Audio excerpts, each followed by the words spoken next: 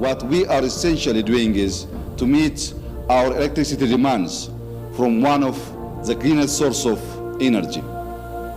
We cannot afford to continue keeping more than 65 million of our people in the dark. Now people are talking about the resources of the continent, 60% of this endowment, 20% of this endowment. I mean, why can't you mobilize your own resources rather than extend your hands for handouts and charity? Is there a way of mobilizing these resources in the continent? How do you mobilize these resources? Can you mobilize the resources of Niger that are going to Europe, uranium and what have you? What about the mineral resources of this continent? Are you mobilizing these resources for the development of the continent, for climate change? Where are these resources? Everybody is talking about their achievements in their own locality, in their own national borders, without even addressing the real issues challenging this continent. Talk about the continent's challenge and try to find solutions for this challenge, okay? Who is talking about human rights abuse, who is talking about so many things happening on the ground. It's a fantasy of those who want to derail any peace process achieving its goal. This is a fantasy in the minds of those who are owning this factory, I call a factory of fabricating misinformation. It's intoxicating you. These lies and fabrications are keeping your mindset in the wrong direction. Good morning, good evening, good afternoon, guys. Welcome back to my channel. Hope you're good. Hope you're an amazing, happy day. My name is Powers, and welcome back to Afro Nation. This channel is called Afro Nation for the reason it stands for Africa. So many people say, how can you claim to be joining Africans when you're only focusing on one country, on one president? No, it's not about that. Check my other videos. There are actually so many videos that are made. But listen, when you're building a house, there's what they call, how do you call it? The foundation. So the foundation, when the foundation is in one corner, so you have to seek for the foundation. If people don't see that, you have to let them know that, hey, you are putting your eyes in the right direction or you're putting your eyes in the wrong direction. You have to face here. Let's go into this video. It's going to be amazing, but there's a comment that I landed on that actually had to join in this video that brings me back where all this started from and where it is going. So if you are not watching my Somali video that I made, it's so bad because Somalians are into deep shit. You know, what the comment made by Trump was really bad. Check out the video before yesterday. It was really good, and I'm still making more videos about him. This channel is about vlogs, entertainment, and politics and sports. So don't worry. When you find something entertaining for you, watch it. If you don't, please chill. Don't be bad, because Africa needs people like Afwerki, needs people like the former Idi Amin. There's a lot of people that they are needed. If you put a sanction on somebody that you can't talk, that means you're not giving him freedom. He can't say. How do you know? How are you going to know what he thinks when he can't talk? Let's go into this video. This comment says, my dear brother, how are you on earth put Afwerki above all? The president who once waged wars with neighboring countries, Yemen, Sudan, Djibouti, Ethiopia. The president who accuses the African Union, IGAD, European Union, and the US while doing nothing for his country and people. How many Eritreans flew their country to living in exile? The president who sided with Egypt to oppose Ethiopian dam. The president who refused to let Ethiopians access the sea, who when Ethiopians has only a single hydroelectric power dam on the River Nile, Sudan has 4 dams and River Nile. Egypt has 2 or 3 dams and River Nile. So now it is Ethiopia or Sudan, Eritrea and Egypt which is problematic in the... Okay, let's go into this one. Starting with the sea access, it's like before the British left, they just annexed Ethiopia to Eritrea, Eritrea to Ethiopia, to help Eritrea to manage their government and go on as a country. Understand? That wasn't enough for Ethiopia. They had to start a war.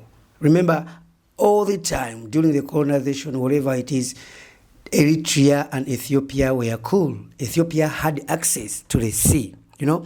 But they didn't took it as a serious issue. They just took it for granted, and they thought, yo, Eritrea can't understand this. It's not a country, it's just be a region. There are people who came in from anywhere or somewhere, and they don't belong here.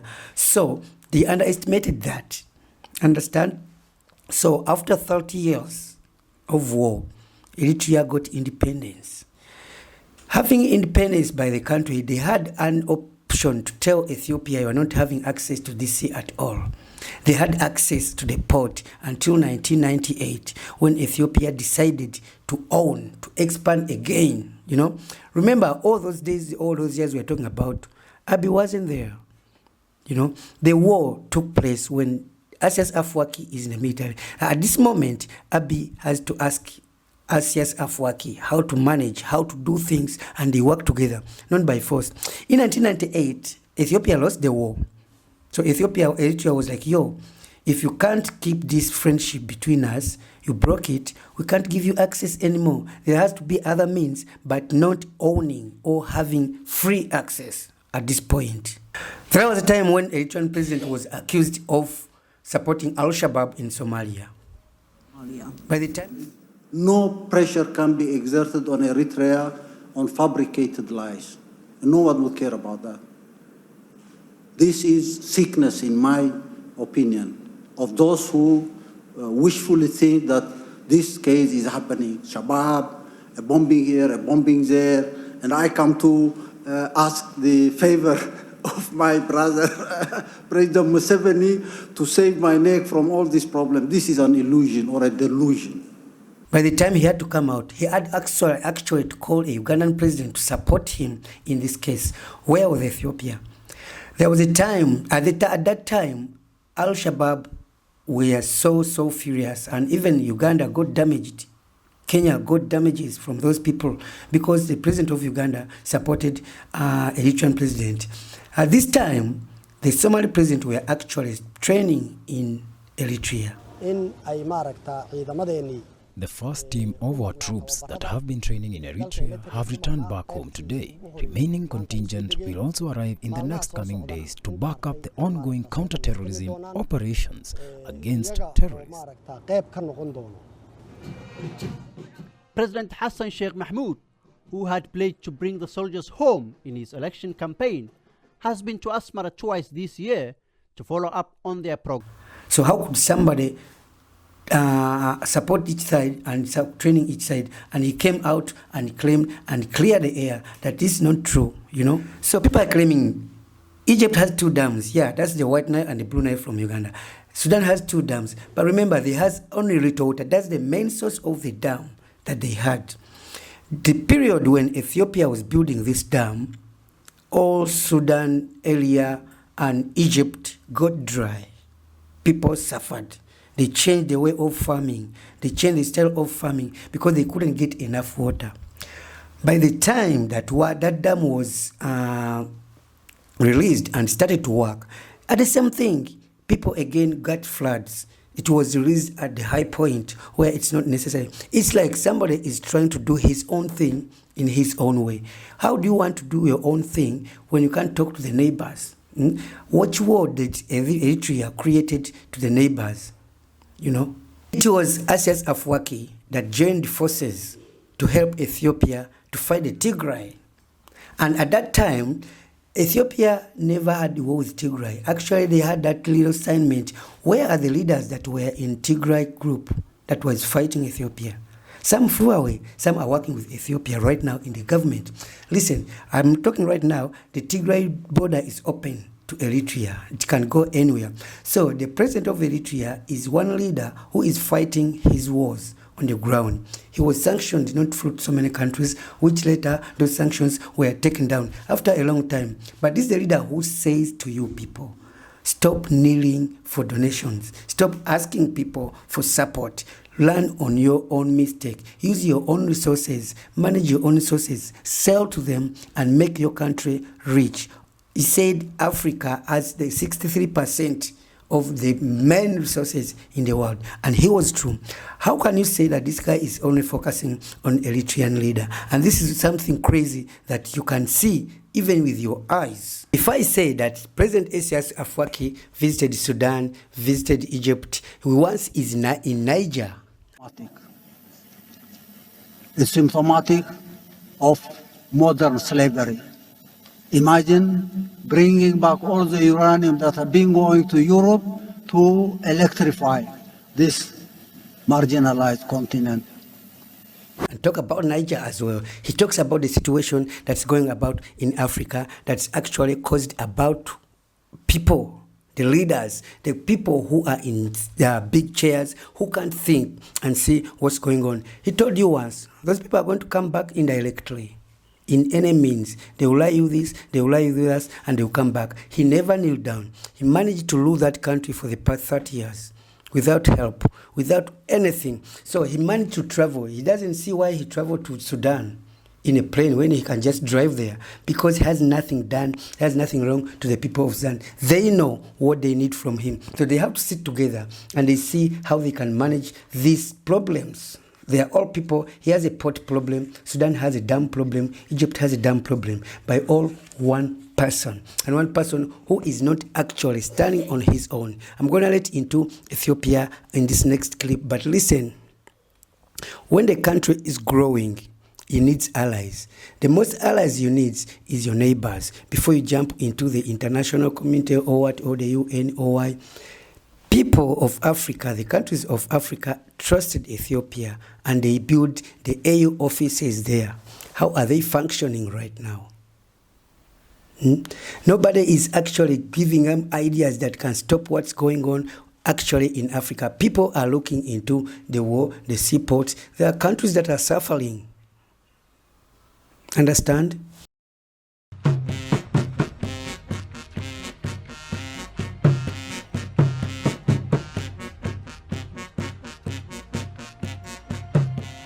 Ethiopia is claiming to be the fastest developing country in Africa and among the world. True, and congratulations for that. Everybody wants to see their country developing, helping their own nations.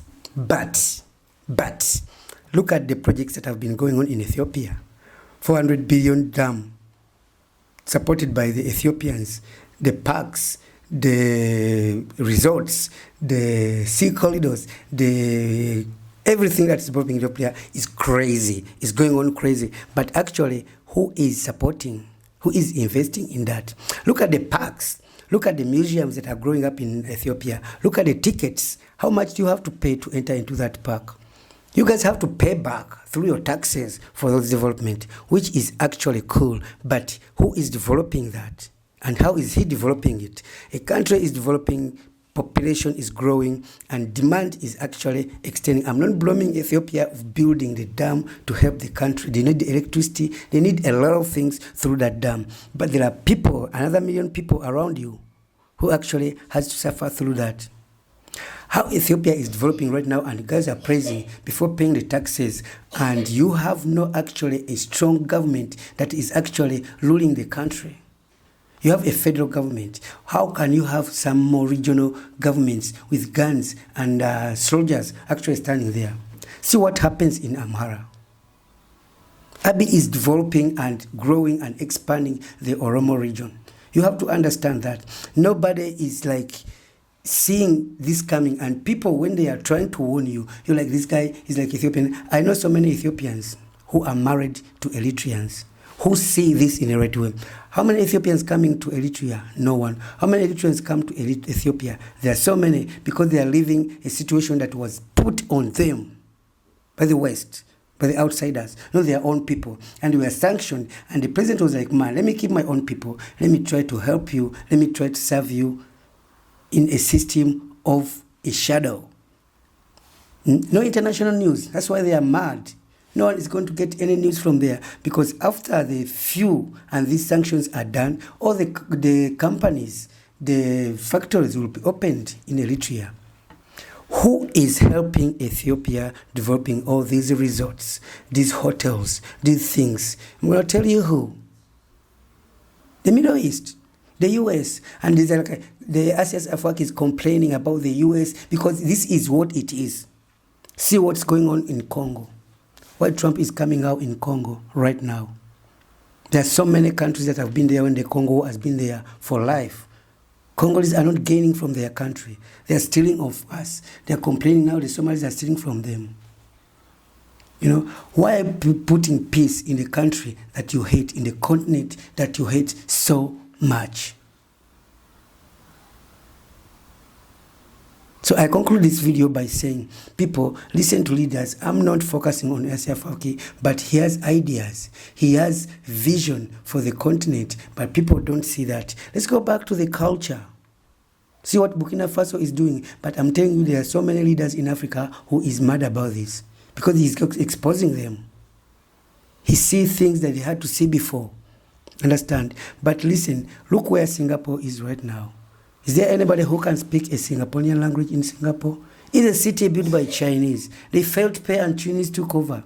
They are building a Chinese city in Africa that we don't see. And it's you Ethiopians, 100 and more million people that are going to pay for this one. I'm not hating about Ethiopians, but they see that the way Abiy is doing his things systematically is like a puppet. He's being pushed. So who is going to take over the port when Eritrea is erased on the map? It's Ethiopia. They want to own this. If you want to do this diplomatically, Abiy knows that, Djibouti knows that, Somalia knows that, Eritrea knows that. You have to sign papers. It's a win-win. If you want to work with people, why do you want to put your army guarding your goods? Right now, it's not yours. It gets yours when you sign papers and pay revenue and take your things. You don't need an army there.